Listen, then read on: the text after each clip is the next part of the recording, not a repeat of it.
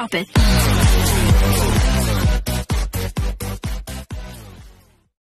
Fourth set update tayo mga ka-sports sa laban nga sa Battle for Bronze Philippines versus Japan.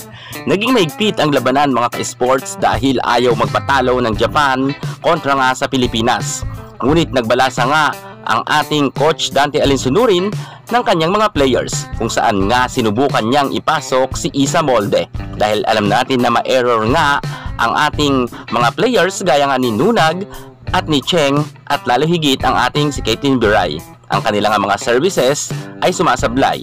Pero mga ka-sports, nag-iba nga ang play nila nang ipinasok nga itong ating napakagaling na si Isa Molde. Bagamat marami ang nahihinaan kay Isa Molde, pero sa laban na ito ay si Isa Molde po ang tumapos sa kanyang services.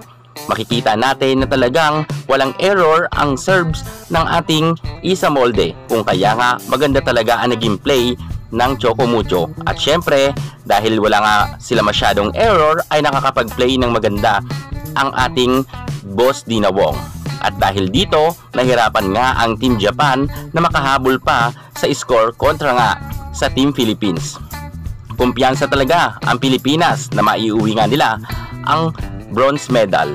Marami kasing mga nagdududa sa Team Philippines na hindi nito kaya makapag-podium finish. Pero finally, narito na nga mga ka-sports natin dyan kung saan meron na nga napatunayan ang ating Choco Mucho Flying Titans pagdating nga sa international. Dahil ngayon, kumpirmado na 100% na meron na nga sila mga ka-sports na bronze medal. Ngayon mga ka-sports natin dyan, nasaan na ngayon ang mga bashers na nagsasabi na hindi nga magkakaroon ng medal ang ating Choco Mucho. Ngayon na mayroon na silang napatunayan, dito nga sa international, masarap ngayon ang tulog ng mga fans nga ng Choco Mucho dahil ngayon meron na ngang napatunayan ang kanilang fans. Matapos ngang matalo nila at pataubin nga sa fourth set ang Team Japan. Congratulations sa ating nag-iisang Boss Dina Wong at si Rondina at sa kanyang buong kupunan. At syempre, credit na rin tayo ngayon mga ka-sports sa magandang ipinakita ring galawan ng ating Madi Madayag at ng ating nag-iisang Isa Molde. Dahil maganda talaga ang pasok ni Isa Molde. Good job, Coach Dante Alinsunurin. Natapos nga ang kanilang laban sa score na 20 at 25, 25 at 23, 13 at 25, 18 at 25 at pabor nga yan sa Choco Mucho.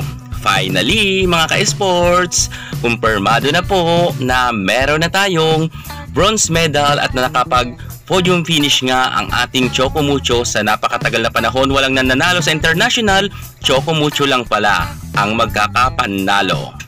At syempre, abangan nyo mamaya ang ating awarding dahil mag-a-update ako niyan. Kaya kung gusto nyo ma-update ng mabilisan, mag-subscribe na kayo sa aking YouTube channel. Yan muna ang pinaka-latest natin sa mundo ng volleyball.